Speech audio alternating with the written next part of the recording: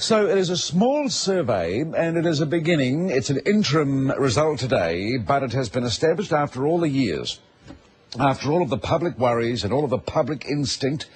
It's been established there is unusual dioxin contamination of the people who lived near the Ivan Watkins Dow plant at Paratutu, as it once was called, in New Plymouth, in the days was making the 245T. With us from the Ministry of Health, the Acting Director of Public Health, Doug Lush, in New Plymouth. Good evening. Good evening, Paul. Better talk about the numerical size of your testing sample. First of all, Ian Sinclair's noted some comment by people about that today. Why so small a sample? So the study is commissioned by the Ministry of Health, and it was performed by ESR. And what the study set out to do was to determine whether the people living close to the Ivan Watkins Dow plant between the years 1962 and 87 indeed had higher levels of dioxin in their blood than normal other New Zealanders.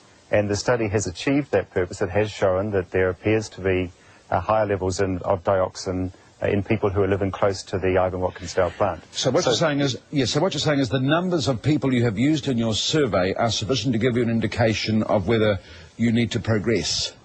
That's right. The scientists at ESR tell us that the study has told her already that there has been exposure, but this has been historic exposure, and they know where the exposures come from. I think it's important to remember that Paratutu is now a safe place to live, as safe as any other suburb in New Zealand. Right. Now, another thing, you started this, back in 2001. Why has it taken you so long? What happened is this was a study, again, commissioned by the Ministry of Health and performed by ESR, and what they did is they worked firstly with the community to determine with the community what they wanted to do. And the decision was made that they would test people's blood. And they settled on a figure of about 50 people to test. Now, so far, 24 have been tested. And we thought that we've got the results back. We thought it was important to deliver the results to these people. And we've done that today. And we're going on to complete the study, which may give us some more information about what's been going on. All right. But okay. What do you think, from an epidemiological point of view? Do the variety of illnesses and the similarities of illnesses and the degrees of illnesses and deformities of which we have heard in that very small geographical area over the years tell you something is wrong there? Paul, there's been a number of investigations in the area, and to date they haven't shown anything is wrong. However, we know, because there's been a very small population who have actually been exposed, and the exposure levels have been reasonably modest, that we may have missed a small effect. So we now accept that dioxin can cause a small increase in cancer, and so we know that a very small group of people have been exposed.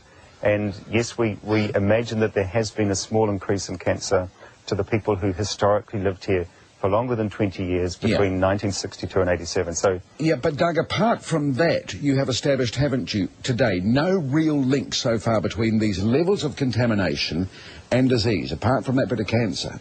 Yeah, that's correct. However, we may have missed a small effect, and I want to make that quite clear. That our studies today haven't shown anything, but we may have missed a small effect, and so... Well, of course, one of the spooky things, am I right, and I think you point this out in your statement today, one of the spooky things about dioxin is we don't really know at what level it starts to cause effect, and we don't really know how it works. Is that correct? That's right. I think it's important to also know that everyone has some dioxin in them. It's everywhere, so there's no one... in New Zealand or in the world who doesn't have levels of dioxin. What the study has shown that a small group of people... okay, I'm with you. Back with you, Paul. No, I can hear you. That's fine. No, on that particular point, Peter Dryden of Dow AgroSciences released a statement today, Doug, and he says none of the individuals tested in your study are outside the range of what would be considered normal background levels in other major studies. Is he right? What we did is the study set out to find whether the people close to the plant had higher levels than the rest of New Zealand, and it has shown that they do indeed have higher levels. We haven't gone on to look at what the health impacts of those, but I think it's clear that the science that ESR has performed shows there are actually higher levels close to the Ivan Watkins Dow plant.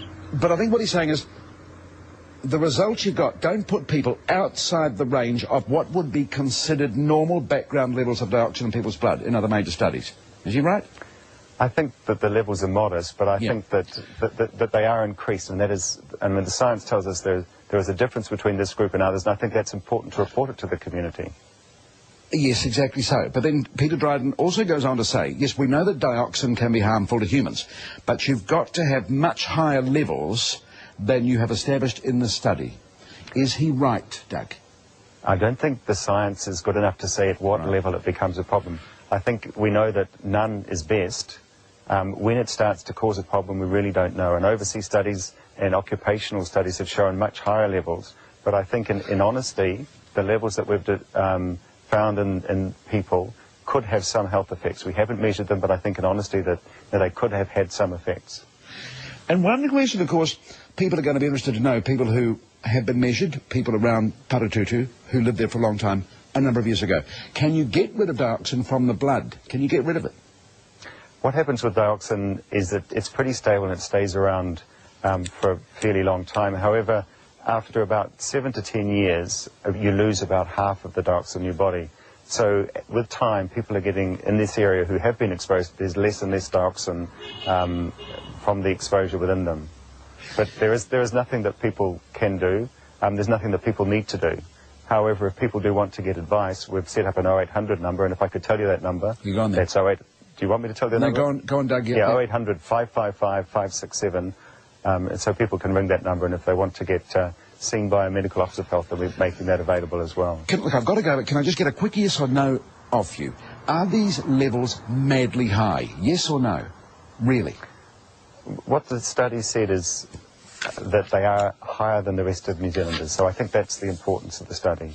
There has been exposure.